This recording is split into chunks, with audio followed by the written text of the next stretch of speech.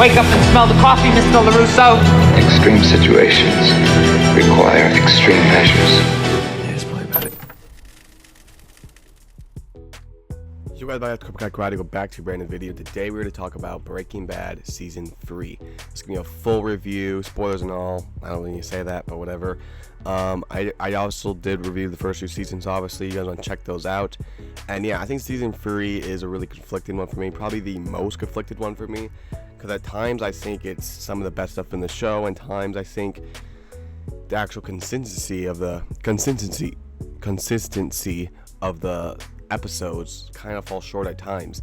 But with that being said, I still think it is really the season that really kind of shift the tone into more of season 4 and 5. Because 1 and 2 kind of feel like its own thing, and then 3, when you start getting more of the Gus stuff and the conflictions between Jesse and Walt Morin, more of Walt turning into more of a villain rather than an anti-hero, it really starts to show that a lot.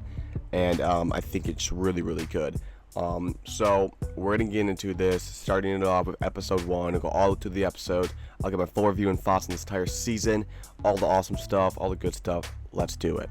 So the season starts off with the kind of perceived kind of side villains, main villains for the first half of the season, and it's the twins, the Mexico twins from the Salamanca family. And I think they're really good, really intimidating. To me, it's just the first half of the season is really frustrating, and I really am not that interested as much as most people are in the twin stuff.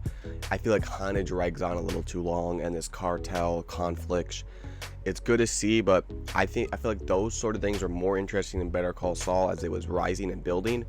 In Breaking Bad, when you're trying to explore Walt and his family, it just seems kind of completely sidetracked. But going on later in this episode, after the whole stuff with Skyler finding out, it's Walt living alone and Skyler living off alone, and you see the confliction there. You see Walt, kind of coping with the pain and the loss of the season 2 finale, where he kind of feels guilty to the whole entire thing, that all that happened because of me, kind of making excuses for it. Like I said, I'm still not a big fan of the season 2 ending about that, but whatever. But I thought it was really cool for Walt to see that. You get to see Jesse inside therapy and everything there. You get that great dialogue with the guy talking about how he ran over his daughter and killed her. Just really, really good stuff. And as far as Skyler goes, this was more the season where she started to become more annoying. This is where people started to hate her, because season 1 and 2, I really didn't have too much issues with her, but season 3, she just became really, really frustrating because she's really playing the fence just way too hard. It's like, okay, you found out your husband's this, why are you not acting on it? Like, what are you doing? What you do, you try to play both sides, you don't really do one, and then when you play one side, you blame the other side, then you blame this side, and I just feel like, I understand it from a character writing point where it's like, okay, well, she's obviously going through a lot of pain, she just found out, she doesn't know what to do, her family and everything, but something about it just comes off very frustrating to watch. So that is the only thing. And it's kind of is a dilemma people don't understand, is like when you're kind of rooting for Walt and you followed him from episode 1, when Skyler starts to do this and trying to like get into his life, it's really gonna frustrate the audience. But at the same time, from Skyler's point of view, if you followed her from episode 1, I think you'd be a lot different. But episode 1 just feels like a lot more of a setting stuff up. There's not a lot of stuff actually happening. You get Jesse coming back, and Jesse talks to Walt like, oh, I'm the bad guy, all that stuff. So episode 1 was a fine episode, which is really, really great episode. And then on to episode 2. And yeah, like I said, the first 4 episodes of this season is just a little frustrating, because episode 2, you get the whole entire Walt goes to jail, he gets sprayed, his eyes pepper sprayed, then they get him out, and then it just seems a lot of confliction. You get to see more of Jesse in this episode, and then you get to see the whole Skyler and Ted stuff, which is just really not fun to watch. I said from season 2, it just gets worse and worse. The best thing about episode 2 really was the whole stuff with Jesse and Saul and him getting his house back, and him actually starting to do better. But this episode just feels like Walt is just embarrassing himself. You get the whole pizza thing, you get him laying down, he's just in a miserable place. I mean, it does show how much he cares for his family, but this episode really doesn't feel like it accomplished too much of anything.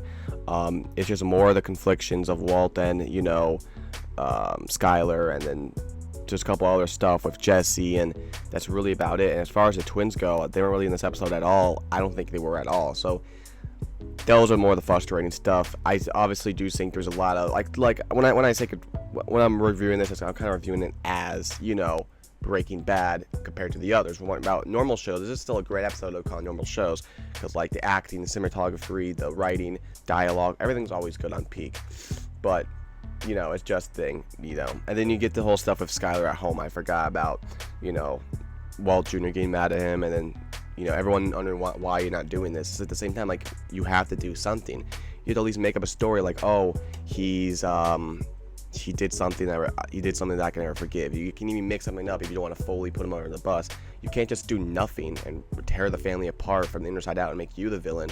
And they get mad at Walt when they're like, oh, you made me the villain. You're not handling it right, Skyler. So that's more issues there.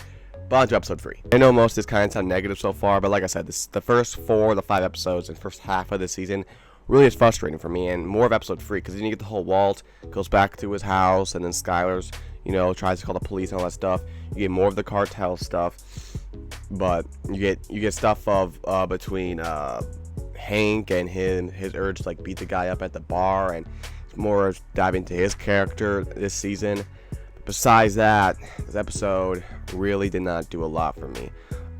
So that's really all about that. And then you get the ending, which I do not like, where she just goes off and just kisses Ted, presumably sleeps with him all night, and then walks up to Walt as they're about to eat dinner and goes I slept with him.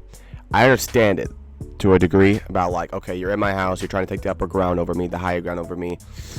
I'm going to make you feel insecure. I'm going to do something that makes you feel bad out of anger. But it's at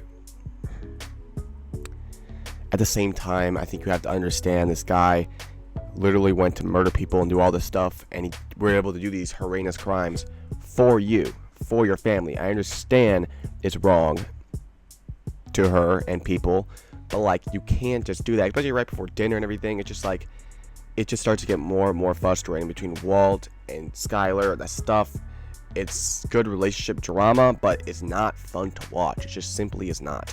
So that I have to say about there. And then on to episode 4, which is a better episode, but it's still playing the sides of the whole entire first half of the season, which is still frustrating, because then you get Jesse and Walt kind of rival as he's trying to get back in the game, and Walt's kind of staying there with Gus, and he's not really allowing him in. And now Jesse's gonna, this is more from season 2, but now Jesse's gonna go off and start selling himself.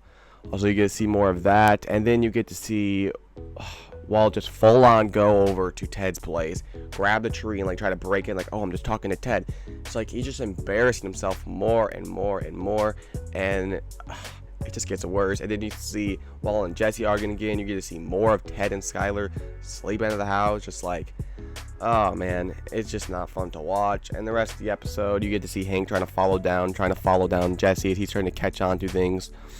And that's pretty much the episode. So the first 4 episodes are the most frustrating, but as we get to episode 5 and 6 and 7 and 8 and 9 and more, this season really starts to pick up and some of the best stuff into Breaking Bad. So when you get to episode 5, you get to see Walt finally entering the full-on meth lab of Gus, and he's going to start being there as a full-time worker. And he's I don't think I can do this anymore, because now Gus trying to convince him. He's no, I'm done. This was for my family, and now my family's not there. And he goes, what does a man do? A man provides for your family. If it was for your family, it's the right thing.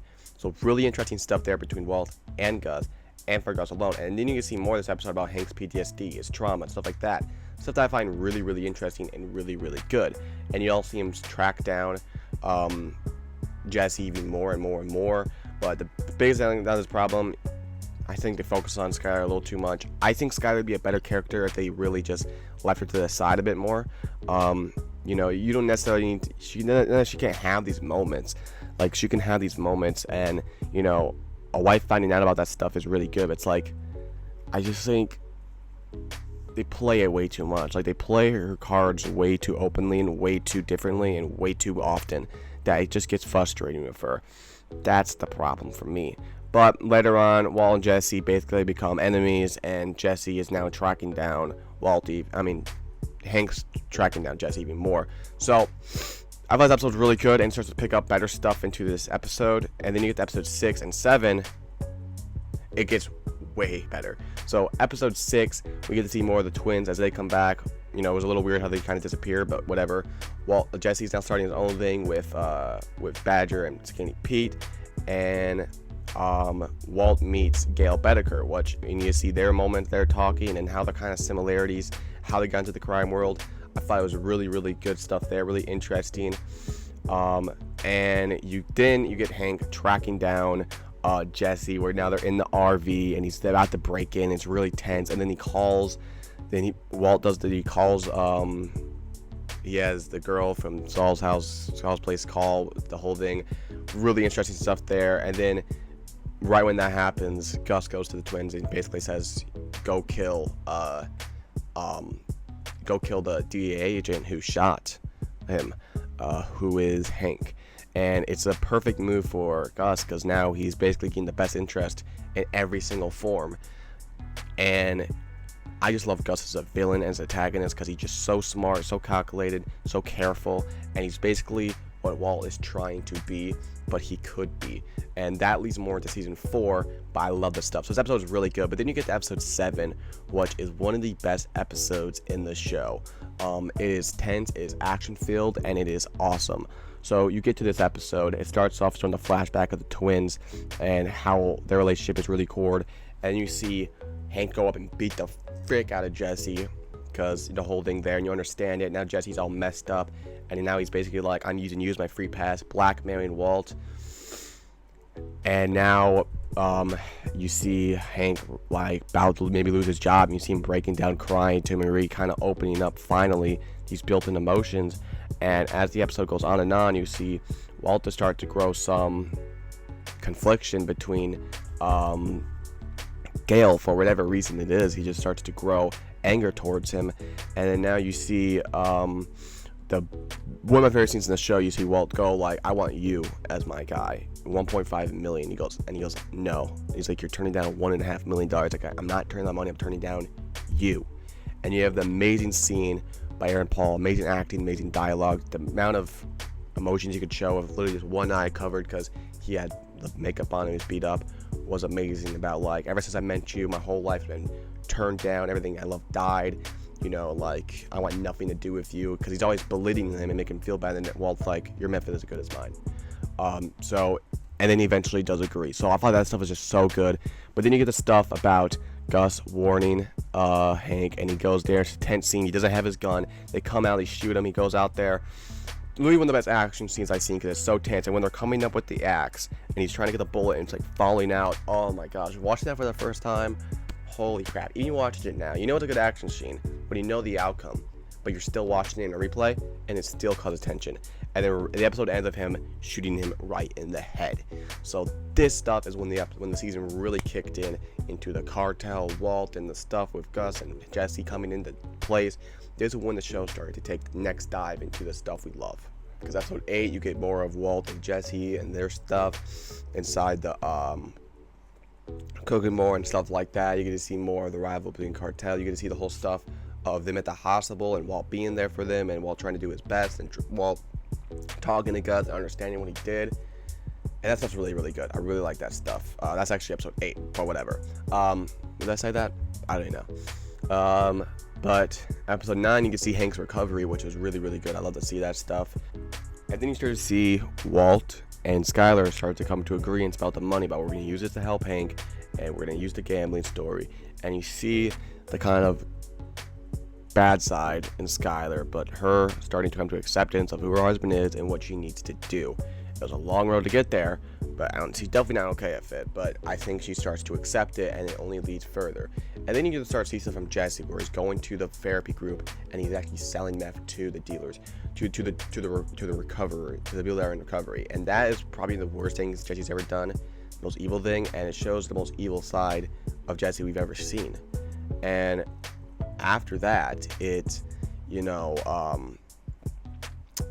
you see him start to hang out with the girl Andrea, and he starts to see that she has a son. He starts to grow with him, and then you get to see Jesse go back to what he is, because after like, oh, I accept I'm a bad guy, and he starts to grow more anger, you really start to see him kind of morph back into the person he was. And so episode 9 was really, really good. I thought the hospital stuff did go on just a little too long with the whole thing, but it's what it is. And then here we are to the famous episode 10. The Fly. So this episode's really controversial, probably the most, and it's always funny. You look at the Breaking Bad IMDb rating table, everything's green, it's an amazing show, and then you see that one small little yellow, and it's The Fly. And I just think that's so ironic how that fly annoyed him so much in the episode, and now you see that little peckle there. It just seems a little poetic there, but